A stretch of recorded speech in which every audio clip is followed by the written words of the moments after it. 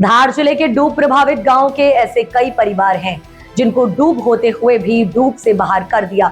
2017 से लेकर आज तक लगातार पिछले 10 वर्षों से टापू में जीवन बसर करने वाले प्रभावित को अब डबल मार झेलनी पड़ रही है। एक तो बारिश में नर्मदा के जल स्तर का डर, वहीं दूसरा डर अब एक कंपनी LNT का लगातार ब्लास्टिंग का काम जो पास में बसी बस्ती खेड़ा और चिखलदा पर मौत के साए का काम कर रहा है। नन्हे मासूमों को खेलने तक की आजादी नहीं है, घरों के अंदर बंद रहना पड़ रहा है।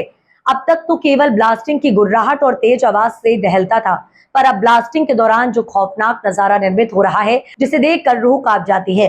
ब्लास्टिंग होते ही ब्लास्ट के बड़े बड़े पत्थर सीधे आशियानों के टीन चीरकर घरों के अंदर गिरते हैं।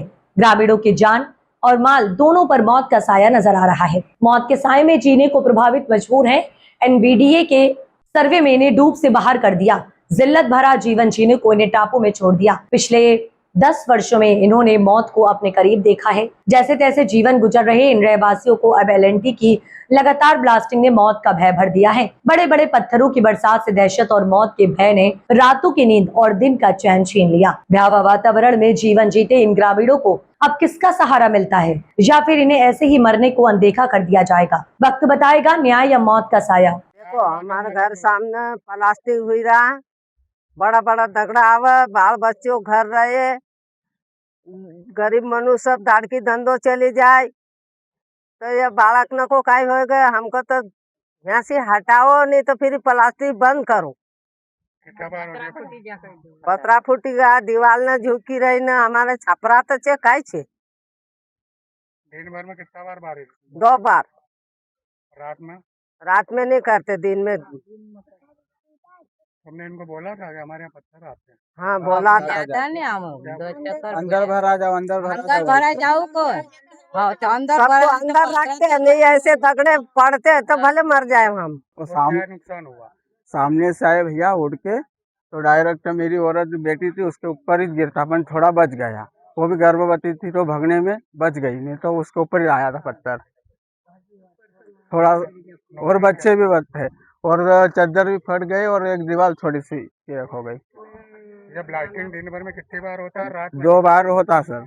यहाँ पर जो उद्वहन परिवहन सूचना का काम चालू हुआ परियोजना का, जब तक मिट्टी का काम था जब तक तो ठीक है, परंतु हालांकि असुविधा तो थी लोगों की, परंतु अब नीचे पक्का पत्थर आने के कारण यह दिन में 2-3 बार ब्लास्टिंग करते हैं और ब्लास्टिंग में भी एक ज़्यादा पावर का उपयोग करते हैं, जिसके कारण क्या है कि पत्थर उछल करके आते हैं। ठीक परियोजना के सामने ही गरीब लोगों के, अनेकों लोगों के मकान बने हुए, खैड़ा हो रही है, हमारी भेटू कॉलोनी के लोगों। एक तो सरकार ने इनको क्या है, NVD ने डूब से बाहर कर दिया है, तो इनको जो राशि मिलना थी वो नहीं, उससे वैसे ही ये लोग पीड़ित हैं। और दूसरा ये परियोजना आ गई है, रोजाना दिन में 2-3 बार अगर ब्लास्टिंग करते हैं, जिसके कारण बड़े बड़े पत्थर उड़ के आते हैं। पहले तो छोटे छोटे आते थे, परंतु अब बड़े बड़े पत्थर आना चालू हो गए। अभी जो आज हुआ है ब्लास्टिंग, लगभग 1 से 1.5 घंटे पहले हुआ था, उसमें कुछ मकानों पर तो 4 से 5 किलो तक के पत्थर गिरे हैं और उनके मकानों की भी क्षति हुई है, जैसे आपने देख ही लिया। अब इन गरीबों के मकान है, पल्ली है, किसी के नवेलू है, किसी के टीन के चद्दर है। ये इतना बड़ा पत्थर या इतना बड़ा जो अगर आएगा पत्थर तो कैसा सहन कर पाएंगे? दूसरी बात, ये लोग कहते हैं कि आप अपने घरों के अंदर रहो। ये सब मजदूरी वर्ग से जुड़ा हुआ जो निवास है, हमारा क्षेत्र है, ये तो सवेरे से शाम तक लगभग 6 बजे 7 बजे से जाते हैं तो शाम को 5, 6, 7 बजे तक आते हैं।